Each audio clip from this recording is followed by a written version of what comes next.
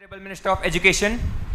Honorable Speaker, through you, I would like to answer the question raised by Mr. Aditya. The answer to question 1 and 2 is tuition fees, computer fund and Vidyalaya Vikas Nidhi are the standard part of the Kendriya Vidyalaya Sanghatan fee structure and are charged at nominal rates from the students. During pandemic also, the same fee structure was continued. However, some exemptions are provided to the specified categories of students of KVs for payment of these fees. Exemptions of various types of fees is not allowed to the children of government employees, including the wards of KVs employees, as they are getting reimbursement of children education allowance from the departments. Funds collected under VVN and computer fund are utilized for the student welfare activities as well as upkeep of Vidyalaya. Academic transactions are essential for the developmental activities in the school. Now I would like to answer the question 3 and 4. No such proposal is under consideration of the government to return the amount collected under various heads to the unemployed guardians of the students of KVs. Thank you. Mr. Aditya, any supplementary questions? No, sir. The floor is now open for supplementary questions. Moving towards the next question, question number 1 or 2 from Mr. Ashish. Honorable Speaker, sir, through you, I would like to ask the Minister of Transport and Highway to state the number of registered electric vehicles and the number of EV public charging stations in the country.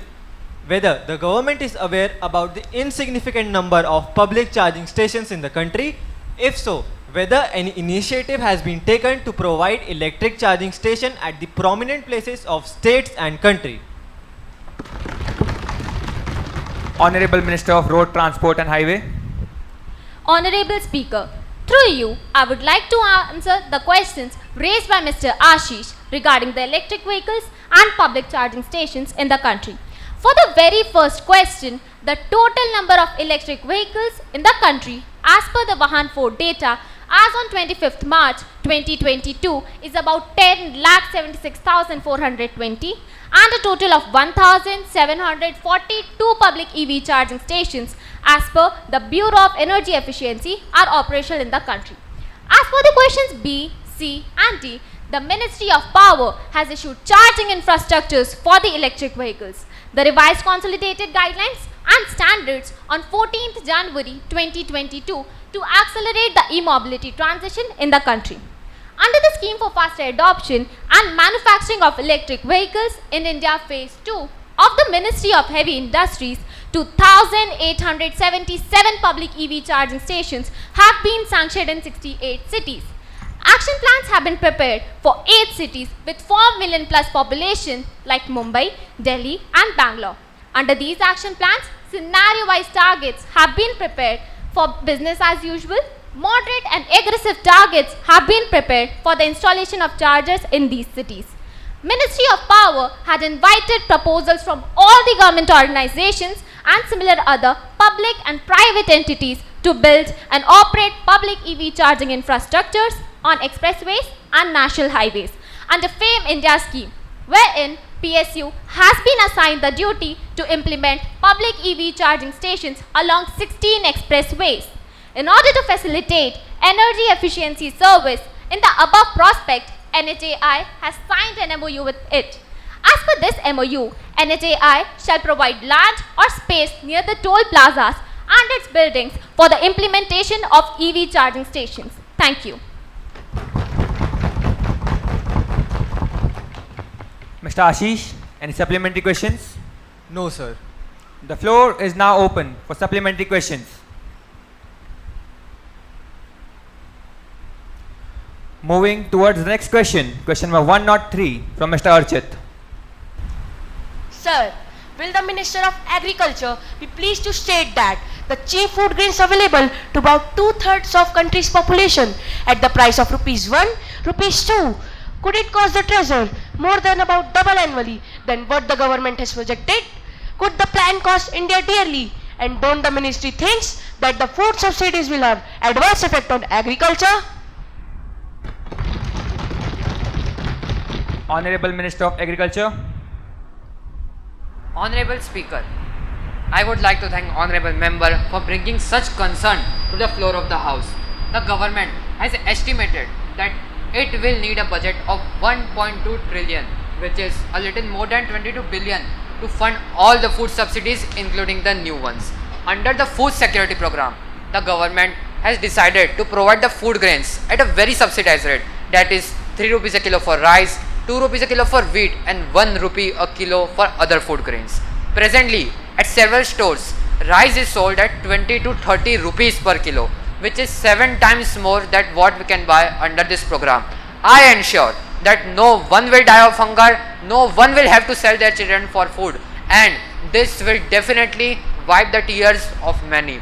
The answer to the part C of the question is the agriculture subsidy is the governmental subsidy which is provided to farmers and agri-businesses so that they can supplement their income, manage the agriculture commodities and influence the cost and supply of such commodities. This also guarantees them a price floor and provides them some extra money for the crop. Several new developing countries have comparative advantage in producing the agriculture goods. आखिर में हम कहेंगे अगर विकास चाहिए तो सच्चा प्रयास कीजिए, यूं ना गुमराह कीजिए, यूं ना हवा में बात कीजिए. Mr. Archit, any supplementary questions? The consequent higher spending on food subsidies would mean government would have to make spending cuts everywhere if it is to keep its fiscal consolidation plans on track. Honorable Minister of Agriculture. This is probably the most common and incorrect justification. Though I admit that in starting phase it may hurt people, but I ensure that in long run government has made several practices to overcome. The government has decided to narrow its 11 fiscal deficit to 3% of gross domestic product in 4 years, which is 5.2% of financial year.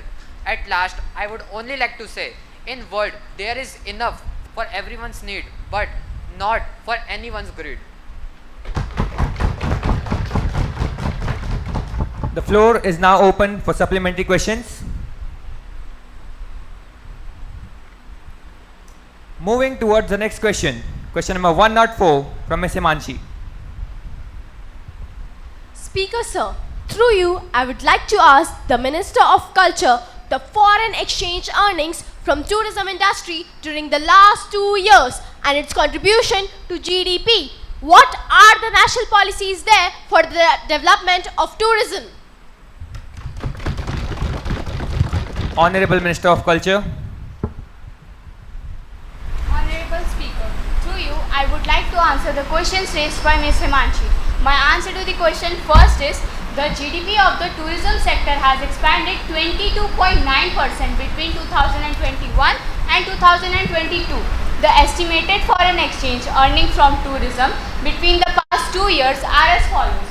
The estimated foreign exchange earning from tourism in the year 2011 were 6,800 crore, while in the year 2021 it was 83,938 crore, with a growth of 22.1% over the same period of time in 2020.